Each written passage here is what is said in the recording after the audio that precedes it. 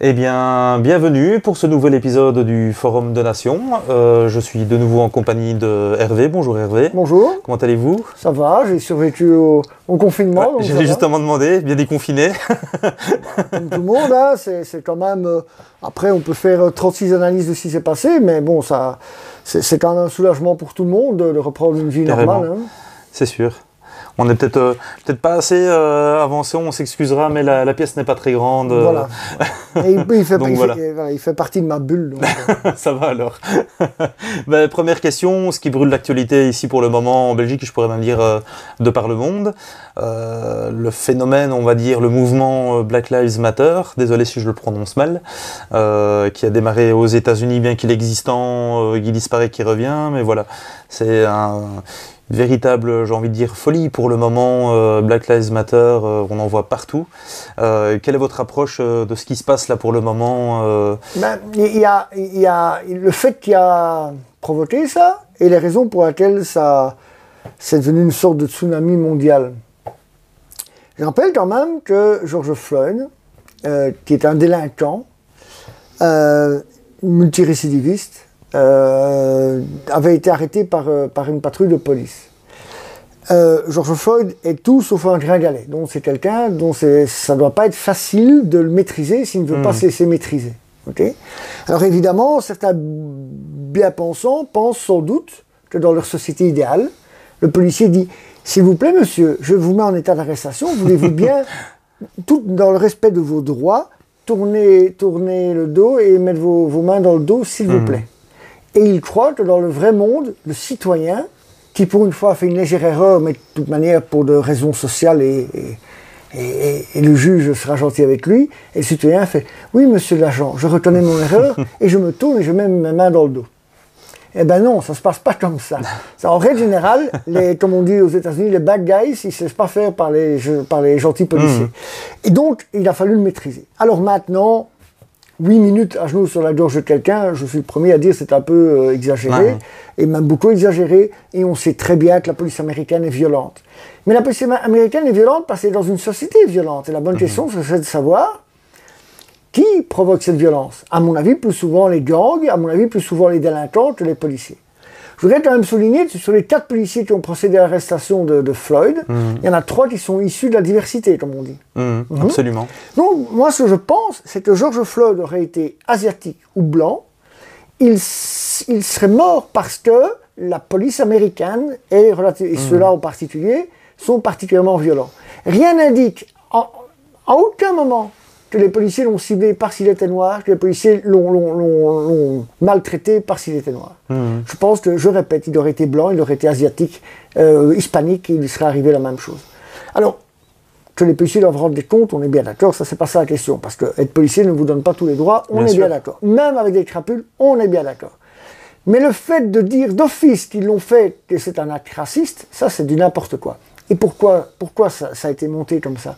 Parce qu'avant tout, l'affaire Floyd a été récupérée, et on le voit, et très vite, ça a fonctionné très vite, par tout l'État profond américain, et en particulier tous les relais du Parti démocrate, qui ont vu en cela l'occasion, quelques mois avant les élections, pourquoi? Pour simplement faire battre Trump aux élections. L'affaire George Floyd, c'est avant tout une tentative de récupération par les démocrates et une partie du Parti républicain, même, c'est pour ça que je parlais d'État profond américain, contre Trump, en disant, voilà, on va montrer que l'Amérique, elle est raciste à cause de Trump, et donc toutes les minorités vont voter contre Trump. C'est simplement ça. Alors évidemment, comme ça se passe aux États-Unis, et comme évidemment tous les relais médiatiques américains l'utilisent contre Trump, ça devient très vite quelque chose de mondial.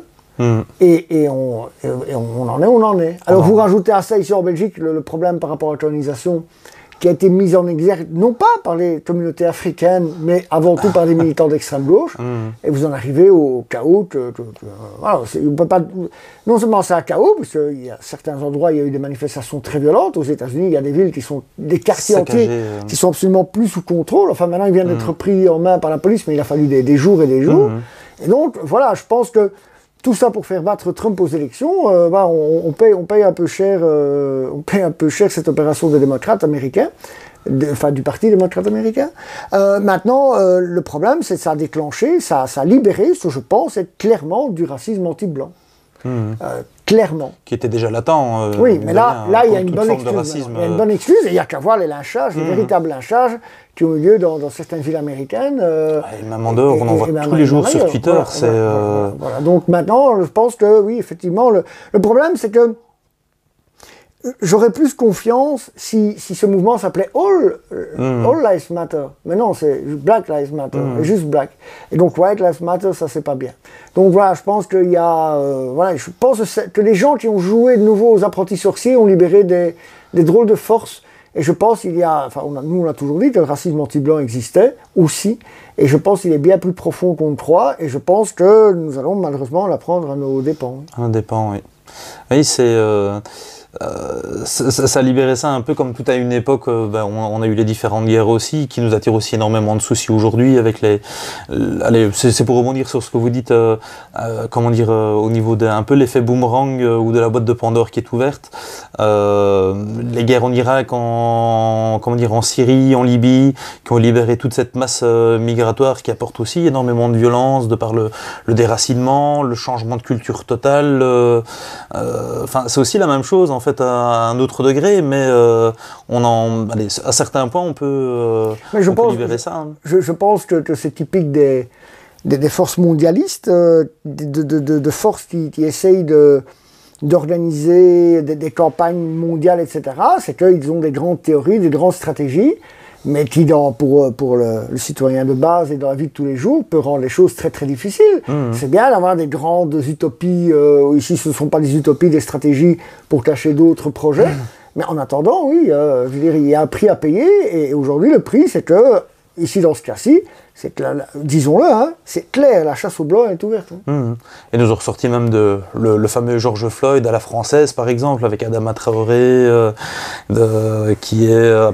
ne le serait plus, mais l'aurait été quand même très longtemps, employé d'une grande banque, même si elle ne travaillait pas pour la banque même. Enfin bon, c'était plein de choses. Mais indépendamment de ça, je pense que quand même dans une société où aujourd'hui, alors je répète, un policier ne peut pas tout faire, on est bien d'accord. Mais il n'empêche que toutes les personnes dont on parle sont des délinquants. Enfin, vous ou moi, quand on a un contrôle d'identité, eh bien, on donne notre carte d'identité. Bien sûr. Et ça se passe bien. C'est curieux, hein. C'est curieux.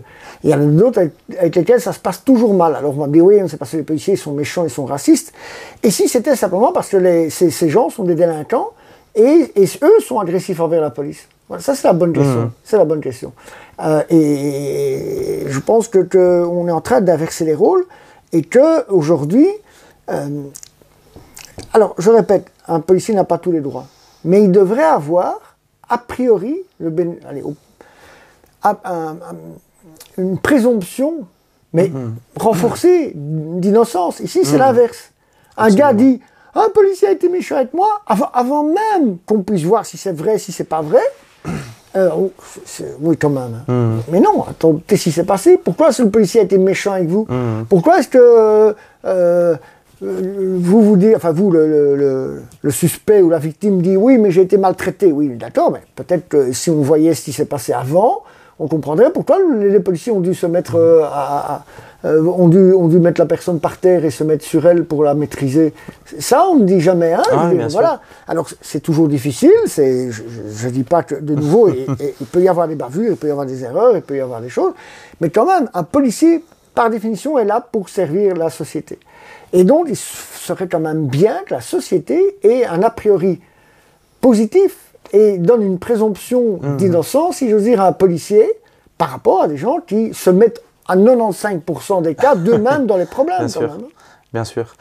Mais ça soulève une autre chose. Bon, on en a déjà parlé plusieurs fois, mais c'est vraiment l'insécurité totale et l'état de droit qui recule de plus en plus. La police, alors on en a souvent parlé de zones de non-droit, même en Belgique, hein, on parle souvent de ça en France, mais on voit des endroits comme Bressou, comme Molenbeek, il y a sûrement d'autres endroits, pareil sur Charleroi, où on peut voir ce genre de choses-là, mais c'est quelque chose qui doit sauter aux yeux de tout le monde maintenant, en fait. J'en ai cette impression. Non seulement c'était déjà le cas beaucoup avant, ça va aller de mal en pis, parce qu'aussi, à un moment, un policier ils diront, moi, je ne vais plus aller faire la moindre intervention là-bas, parce que j'ai le choix entre me faire taper dessus, ou bien, si c'est moi qui gagne, on va dire que j'ai été méchant parce que c'est dans un quartier sensible, etc. Si vous disiez, attends, allez, on va prendre la période du confinement. La période du confinement, il y a eu des débuts d'émeutes à Scarbeck, à Bressou, à Verviers, à Droix, à Anderlecht, il y a eu des émeutes, et à Saint-Gilles. Hein? Et puis après, à la fin, il y a eu, donc, à l'avenue Louise, là, les émeutes après le Black Lives Matter. Et donc voilà, ça veut quand même dire quelque chose. Hein. Et quand on voit le temps qu'il faut à la police pour rétablir l'ordre, les émeutes à Anderlecht pour le petit Adil, là, oui, là absolument. aussi, enfin, je vais quand même répéter que bon, c'est toujours la même histoire. Hein. Voilà, c'est ça qui est fou. bon, c'est toujours tragique, un jeune garçon qui meurt Bien à 16 ans ou à 17 ans, je ne sais plus. Mais enfin, il se retrouve sur un scooter en pleine nuit, en pleine période du confinement. La police veut le contrôler, il s'enfuit en mobilette. Et voilà, et à un moment, bah oui, il a un accident. Et quoi? Et ça signifie 2-3 jours après des émeutes à Anderlecht, des émeutes où il a fallu 7 heures à la police, à des dizaines, voire une centaine de policiers pour établir l'ordre. Mais ma question c'est, qu'est-ce qui va se passer le jour où, le même jour, à Anderlecht, à Bressou ou à Anvers, à Bordeaux, il va y avoir les mêmes émeutes en même temps. On fait quoi? Si la police, il lui faut 7 heures, police locale et police fédérale, avec des renforts importants, il faut 7 heures pour rétablir l'ordre à Anderlecht, qu'est-ce qui se passe s'il y a 3 émeutes en même temps? Ça, c'est le problème. Et il y a effectivement ces zones de non-droit qui s'installent. Avant, on le savait, c'était parce que des petits dealers faisaient ce qu'il fallait pour qu'on ne vienne pas les déranger. Mais maintenant, c'est aussi la police qui n'y va plus parce que soit elle reçoit des ordres, soit simplement les gars se disent, bon, moi pour pas avoir d'ennui, je ne vais plus là, etc. Et c'est comme ça qu'on se retrouve avec des policiers qui verbalisent des braves gens parce qu'ils sont à 12 dans un barbecue, mais qui à côté de ça, laissent dans certains parcs des dealers dealer tant qu'ils veulent, parce que comme ça, au moins, il n'y a pas de problème. Bien sûr. C'est complètement fou, mais à l'heure actuelle, on en est à ce point-là. Et en même temps, je peux comprendre aussi le policier qui a encore sa vie derrière, ses enfants, sa famille, et qui se dit à un moment, ben voilà, je serai quand même pas aidé moi au bout du compte, alors que je suis là pour aider les gens. Je n'ai aucun retour, aucun remerciement derrière. Je suis un homme juste derrière, donc je peux faire des fautes. La bagarre qu'on a vue à Anderlecht avec ces policiers qui sont frappés. Mais si le syndicat de la police ne passe pas ces vidéos sur les réseaux sociaux, les journalistes n'en parleraient pas. Les journalistes n'en parleraient pas et le parquet aurait été beaucoup moins... Là, le parquet a quand même fait des recherches, on en a mis 1 ou 2 sous mandat d'arrêt, ils doivent déjà être libérés à ce tour-ci, mais enfin, peu importe, on les a mis quelques jours en prison, c'est déjà ça, mais il est certain que si ces vidéos n'avaient pas circulé, voilà, le parquet aurait dit « Ah oui, mon vieux, t'es policier, tu le savais bien. »